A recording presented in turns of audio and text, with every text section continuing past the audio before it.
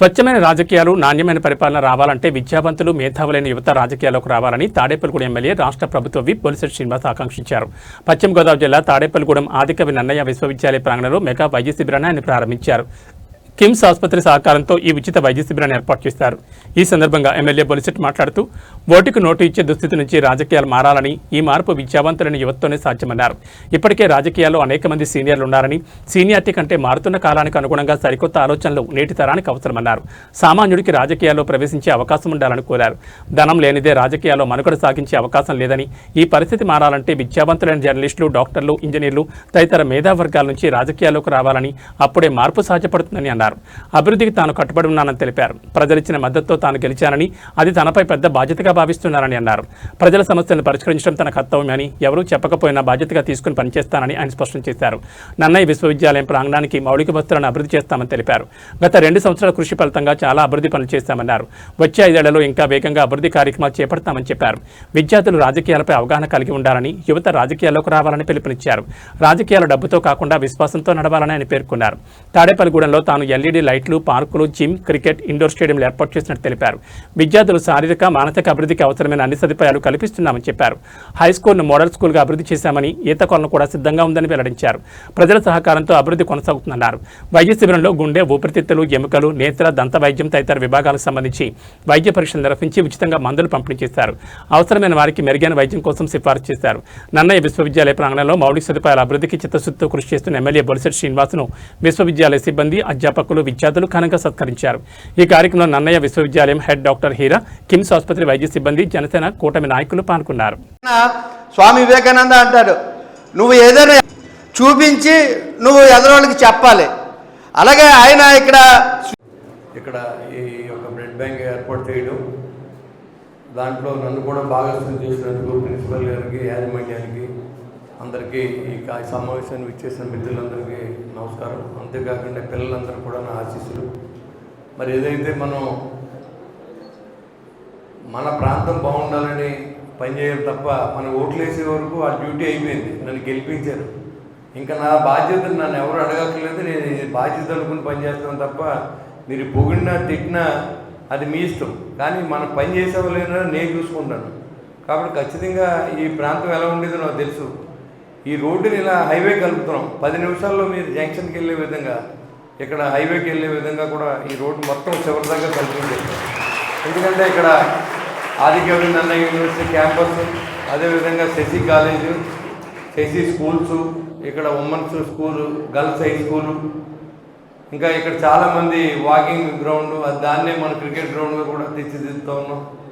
మరి ఈ ప్రాంతం అంతా అభివృద్ధి చెందాలి. కొత్తగా ఒక ప్రాంతాన్ని మనం అభివృద్ధి చెందే విధంగా చేసుకోవాలి. ఎప్పుడూ ఉన్న ఊరినే మనం మరింతగా ఒక సిటీ స్థాయిలో రావాలనుకున్నప్పుడు రహదారులు బాగుండాలి.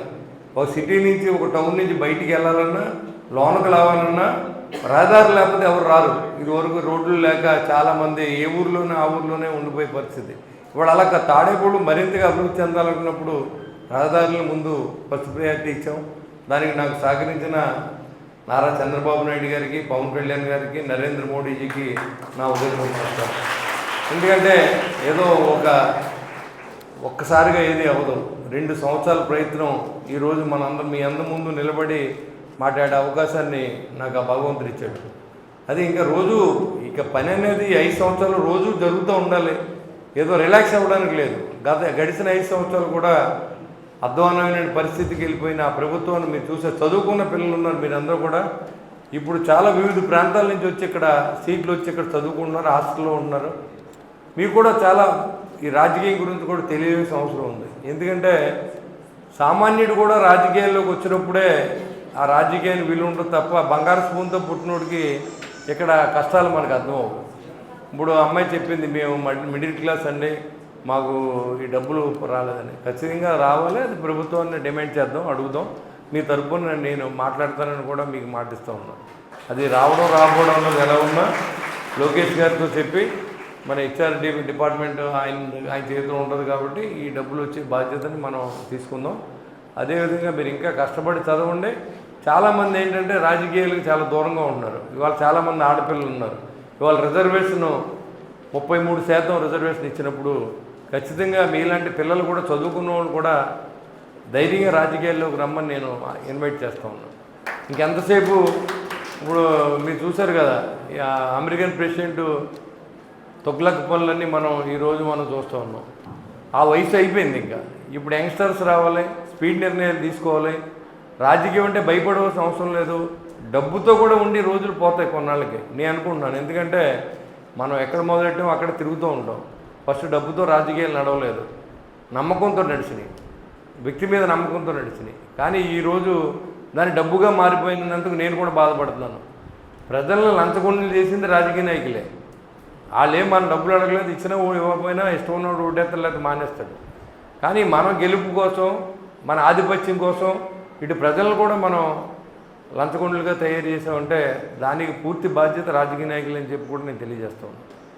సామాన్యుడు రాజకీయాల్లోకి రావాలని చెప్తారు అందరూ. సామాన్యుడు ఎలా వస్తాడు? ఇన్ని కోట్లు ఖర్చు పెట్టి రాజకీయాల్లో సామాన్యుడు ఎలా రాగలడు? వచ్చే అవకాశాన్ని రాజకీయ పార్టీలు కల్పించాలి.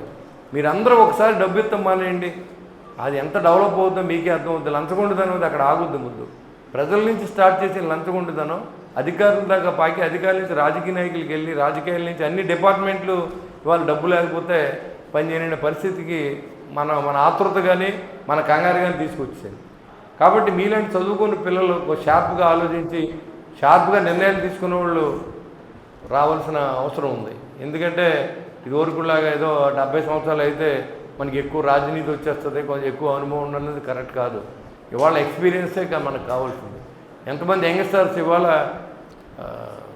బీహార్లో ఒక అమ్మాయి పోటీ చేసిన జర్నలిస్టు, అదంతా ముస్లిమ్స్ ఏరియా, ఈ అమ్మాయి హిందూ, అత్యధిక ఓట్ల మెజార్టీతో ఆ అమ్మాయిని నెగ్గించారు. అక్కడ 26,000 ఓట్ల మెజార్టీతో నెగ్గించారు.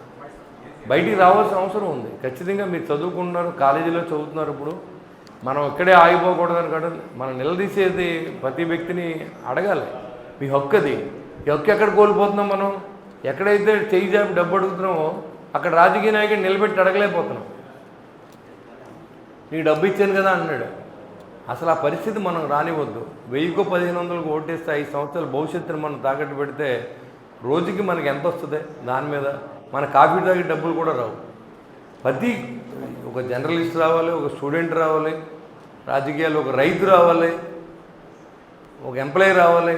ఇంతమంది వచ్చినప్పుడే వాళ్ళు పడిన కష్టాలన్నీ కూడా ప్రజలు పడకూడదు అనుకుంటారు. ఇవాళ నేను కష్టపడినప్పుడు గడిచిన 2 సంవత్సరాల్లో కారులో తిరిగినప్పుడు నేను చాలా ఫీల్ అయ్యేవాడిని, ఎందుకు ఎమ్మెల్యేనయ్యాను. ఎందుకంటే నేను పడుతున్న బాధ 6-7 సంవత్సరాల నుంచి ఇక్కడ ప్రజలంతా అనుభవిస్తూ ఉన్నారు. దీన్ని ఎంత తొందరగా అవుతుందని 100 దేవుళ్ళకి మొక్కుకున్నాం.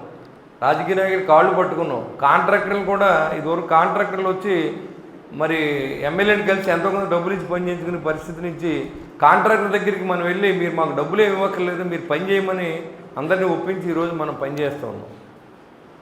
దీంట్లో ఎలాంటి అతిశయం లేదు. చెయ్యాలనుకుంటే ఖచ్చితంగా పని అవుద్ది. టైం పాస్ అయ్యేందుకు టైం పాస్ కూడా చేయొచ్చు. కానీ మనం ఎన్నుకున్నది ఎందుకు ఎన్నుకున్నా? టైం పాస్ చేయడానికి కాదు, చాలా హోప్తో ఎన్నుకున్నారు. బొలిశెట్టి శ్రీను వస్తే ఇది బాగుపడుతుంది ఈ ఊరు. గత 5 సంవత్సరాలు నేను మున్సిపల్ చైర్మన్గా పనిచేశాను. అప్పుడు నాకు తోచిన అభివృద్ధిని నేను చేశాను. ఎల్ఈడి లైట్లు వేయించాను, ఫ్రీగా ఎల్ఈడి లైట్లు వేయించాం ఈ ఊరికి. నెలకు 3 లక్షల రూపాయల ఆదాయం తీసుకొచ్చాం. అన్ని పార్కులు 7 పార్కులు నేను ఉండగా తయారు చేసాం. పార్క్ సంస్థకు తీసుకొచ్చాం. ఇక్కడికి ఓపెన్ జిమ్ పెట్టించాం. ఇవాళ అలాగే క్రికెట్ స్టేడియం పెట్టిస్తాం, ఇండోర్ స్టేడియం పెట్టిస్తాం. మీరు ఎవరన్నా పిల్లలు షటిల్ ఆడుకోవాలంటే ఇప్పుడు రెడీగా ఉంది. మీరు కావాలంటే ఇక్కడ మీ దగ్గరలోనే షటిల్ ఆడుకోవడానికి కూడా మీకు అవకాశం కల్పిస్తాం. మీరు ఎవరైనా కావాలంటే ఈయన అందాక ఆడుకోండి వెళ్ళి. ఇప్పుడు కూడా నేను చెప్తున్నాను. అదే స్విమ్మింగ్ పూల్ త్వరలో లోకేష్ గారిని పిలవడం జరిగింది. అప్పుడు మీ న్యాయమైన కోరికలు కూడా నేను అడుగుతాను. స్విమ్మింగ్ పూల్ ఓపెనింగ్ రెడీగా ఉంది. ఒక హై స్కూల్ని మోడల్ స్కూల్గా చేసాం. ఆంధ్ర రాష్ట్రంలో మొట్టమొదటి స్కూల్ మంది. ఓ పోలీస్ ట్రైనింగ్ దగ్గర నుంచి, కళాకారుల వేదిక దగ్గర నుంచి, ఆడపిల్లలు వాకింగ్ చేసే స్టైల్ నుంచి, ఒక సైనికుడు అవ్వాలంటే రోపు గేమ్ కానీ, లేకపోతే మన రోప్ టెస్ట్ కానీ, మన లాంగ్ జంప్ కానీ, మరి అన్ని గేమ్స్ని ఒకే చోట ఏర్పాటు చేయడం జరిగింది. వీటన్నిటికీ చాలా కష్టం. మనం చెప్పడానికి ఒక్కొక్క 2 ముక్కల కింద కనపడవచ్చు. కానీ ఇవన్నీ కూర్చడానికి ఒక 4-5 కోట్లు మనం ఖర్చు పెట్టవలసిన అవసరం. ప్రభుత్వంలో డబ్బు లేదు. అయినప్పుడు కూడా మీలాంటి చదువుకున్న పిల్లలందరికీ మంచి ఫిజిక్ కూడా కావాలి, మంచి ఆరోగ్యం కూడా ఉండాలి. చదువుతో పాటుగా ఆ 2 ఉన్నప్పుడే మనసు ప్రశాంతంగా మీరు ఏదైనా చేయగలరు. కాబట్టి ఇవన్నీ కూడా మనం ఏర్పాటు చేస్తూ ఉన్నాం. ఇది దినదిన అభివృద్ధిగా తాడేపల్లి అభివృద్ధి చెందుతూ ఉంది. ఎవరు అడ్డం వచ్చినా ఎవరు మాట్లాడినా ఏమీ పట్టించుకోదలుచుకోలేదు. ఖచ్చితంగా అభివృద్ధి అనేది నా ధ్యేయం. ప్రజలు ఏదైతే నాకు నమ్మి ఓటేశారో ఆ ప్రజలనే రీచ్ అవుతుంది తప్ప మధ్యలో ఉన్న ఏ ఎదవకి నేను సమాధానం కానీ ఏ ఎదవ నన్ను మాట్లాడినా నేను ఎక్కడా కూడా పట్టించుకోవాల్సిన అవసరం కూడా లేదు.